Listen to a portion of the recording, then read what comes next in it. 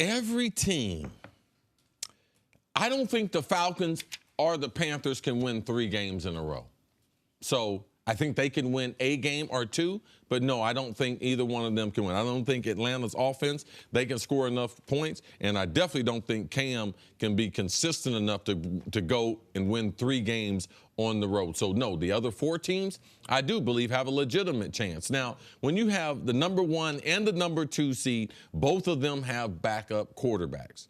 To me, the Vikings are the overwhelming favorite, being that they can play at home in January and lead to Super Bowl 52 in Minneapolis. I think everything leads for the Vikings to be the favorite. Philadelphia losing the divisional round. Vikings play the championship game at TCF Bank Stadium. I think the Vikings and the other 3 teams have a chance to.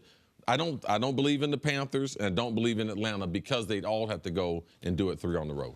So let me talk. I think, to answer the question. And my graph says that Cam Newton can't do that. Well, about the graph in a moment. But the question, this is amazing. But I think every team has a shot except for the number 1 seed, Philly. I think Atlanta has, of those other 5 teams, the smallest shot. But wait, the Vikings, Rams, Saints, Panthers, and Falcons all have a better shot than the number 1 seed, the Philadelphia Eagles. 100%. Absolutely. Do I think a team led by Nick Foles, even at home, can win consecutive games against really good teams? Absolutely not.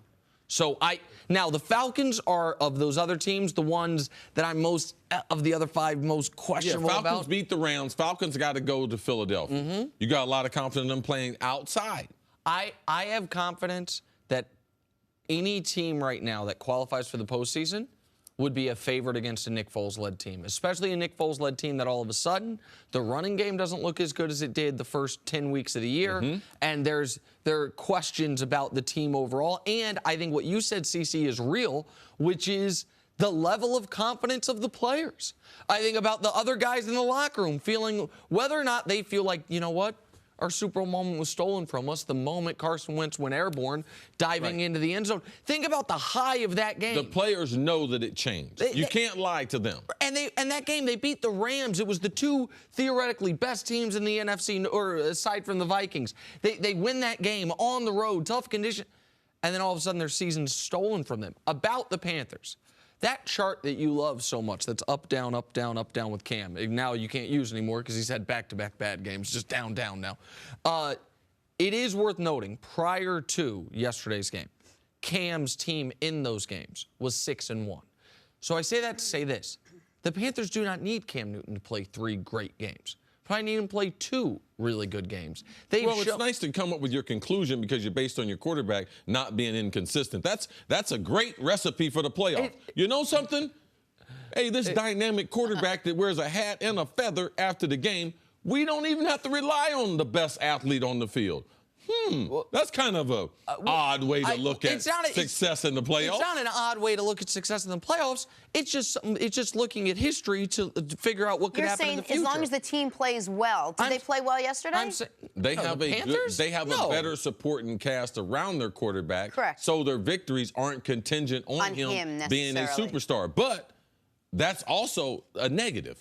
Well, but so let me. Of course, you'd rather have it all. You'd rather know when you devise a game plan. You'd rather know what the guy is going to be halfway decent at that day, and that's the dilemma that the offensive staff have with Carolina week in and week out. And I don't think the Panthers can win their round 1 game against the Saints, who I don't think they can win their round 1 game against the Saints without Cam playing well.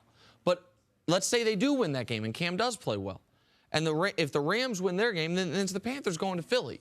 Can the Panthers beat Nick Foles without Cam playing well? Absolutely, I think they can. Could the Panthers theoretically beat Case Keenum in Minnesota without Cam playing well? Probably not. He'd probably have to play really well in an NFC Championship game on the road. Now, the other teams that we haven't talked much about, the Saints and the Rams. I think either one of those teams can go to the Super Bowl. I know they don't have a bye. I think both of those teams are very well-rounded. I think they run the ball, they throw the ball, they play good defense. I think either one of those teams absolutely can go to the Super Bowl. And great special teams for the Rams. Like, let's not forget, they did lose their kicker, but their return game Their punter is one of the best in the business. So when we start looking at what are the difference between the 1 and the 6 seed, don't forget about the special teams. Does it mean anything to you? The Rams, Saints, and Panthers all lost yesterday. The Rams we can throw out because they were resting everybody. Saints and Panthers, we've talked a lot about the Panthers. The Saints. Yes. That was an important game. It ended up being fine for them, but the Saints could have lost their home playoff game by losing yesterday if the Panthers had played better. Does that mean anything to you? Of course it means something. It's momentum going in. Each one of these teams had a game plan to win the game. They weren't successful. They didn't play well. So the coaches have to try to adopt some type of philosophy to overcome. Typically going into the playoffs, you're coming in with a lot of momentum. So the Saints, they lucked out because of Carolina, and they got the home game. Carolina, they had a chance to have home field advantage, a chance to win your division. So that was not successful. And trust me, they're worried about Cam Newton. Even though you might not be worried, I can guarantee you that locker room is worried about which Cam is going to show up for the playoff game. When you talk about the second season, and you said, it was interesting because I didn't think momentum was a big deal at the end of the regular season into the postseason. It seems like it's a completely new set of rules. You have got new teams. It's a whole different atmosphere. Of someone who's played in the postseason and the regular season, talk about the difference what your approach is. Okay, well, first of all, if you come in playing bad, what's your confidence level? What kind of game plan? When you're not playing good as a defensive coach, what can I call? What can I implement? What do we do well? We play zone, we play man. When you play well, the coaches have a better understanding of what's our sweet spot, what's our best defense, what's our best coverages, what are our 5 best plays to run. 3rd down and 5, what are we going to run? We get into the red zone, what are we going to run? So momentum has a huge bit to do with it because the momentum is based off of results. So the coaches have more confidence, the players have more confidence, the teams that go in with momentum, it typically begins to snowball. That's why it's called momentum. And in football and pro football, it's really hard to combat that momentum. Absolutely. This is going to be interesting. Now, maybe not the wild card game, but these are not your daddy's New England Patriots. I mean, their schedule, they've been very, very fortunate. I mean, that they had the teams that they had when they had them. And they even lost to Miami, which we saw Miami just basically mailed it in for the end of the season. So I think who gets to that second round is very important. If we get the Chiefs and the Jags, okay, which means we got the Chiefs going back. We got a rematch of week number 1. Can the Chiefs muster a pass rush? Now, we know New England, with their problems at linebacker, their problem as far as their defensive line, they have a hard time with a team like the Chiefs who can run the ball and also guarding their tight ends and their specialty players. So that would be an interesting matchup.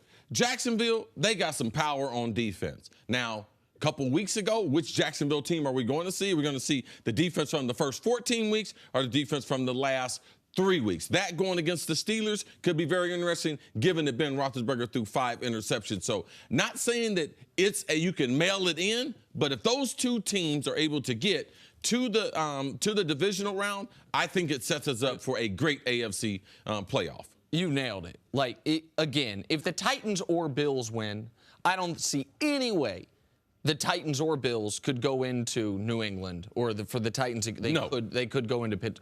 No. If either of those teams, and by the way, also, now I'm very happy for Buffalo. I know they haven't made the playoffs in so many years, but it seems like sometimes when you celebrate like that to get in, I mean, they celebrate in the locker room. They were celebrating on the plane. They had a lot of white cups on that plane. It's been a long time for them. They wanted to savor it in case it doesn't come around again, or this is the last taste they have. But it takes a few days to recover, and can they get ready for a playoff game in that quick turnaround? And if people didn't see the celebration, we're going to show it to them in about 10 minutes. But so, again, let's assume chalk holds, and that the Jags win and the Chiefs win.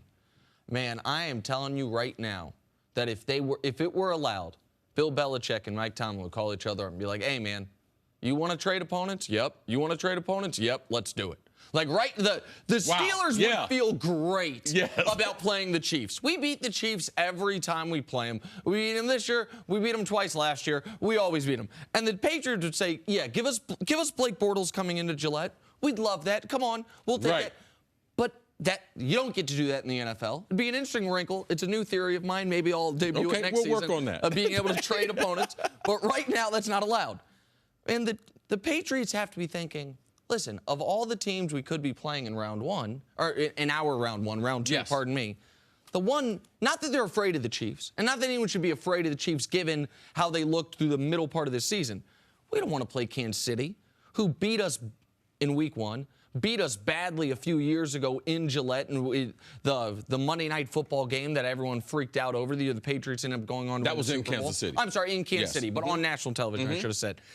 And the Steelers got to be thinking, the last bad game we played all year was against Jacksonville.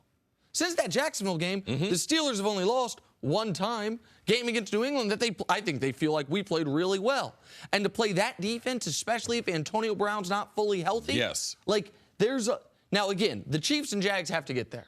But if they get there, those are tough matchups for both of those teams. That's a big if. I don't know necessarily about the Chiefs and Titans. I could easily see, just from what we've seen, take the last 7-8 weeks, I mean, the last 2 games or so, they've been okay. I don't know who this Chiefs team is or the one that's going to show up. I think that's one game where the Titans could easily walk away with that one. Titans could win in Kansas City, and by the way, the Bills could beat the Jags because Blake Bortles could Blake Bortles it.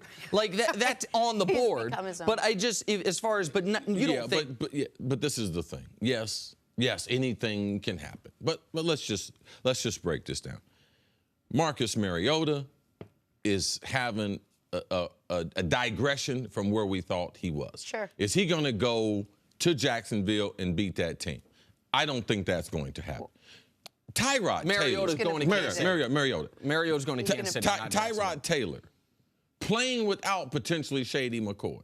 Now, how much of a threat really are they without Shady? Shady is their best offensive player. He got hurt yesterday, got carted off. So he might not be available. So how are they going to pull the upset? They're going to put Peterman back in? No, that's, you know what, CC, that is a great point, and I watched it happen. And given LaShawn McCoy's reaction to it. He was so He was broken up about it. Broken. It seemed like he knew his season was over. And so can the Bills, without their best offensive player, their only dynamic offensive weapon, beat Jacksonville? I don't know. I don't know how they can. Now, the Chiefs have bitten me so many times, it's hard for me to ever be fully confident in them. But you mentioned Marcus Mariota and his regression. Like, Mariota has been bad this year. I mean, last year, it looked like he and Winston both looked last year, okay, the first, second pick, they're going to take that next step. Both of them took enormous steps backwards. So it is setting up for an awesome divisional round in the AFC where both road teams are going to feel like, oh, we can go into this place and win. Absolutely. So, yeah, so that's a very long way to answer. Yes, both these teams can challenge. Could have saved ourselves 8 minutes if you just said yes, but no, you had to go on that tangent. Thanks for watching. Subscribe here to get the latest from the show. Also, be sure to check out more of the best clips from First Things First, or go watch a few segments from our other shows on FS1.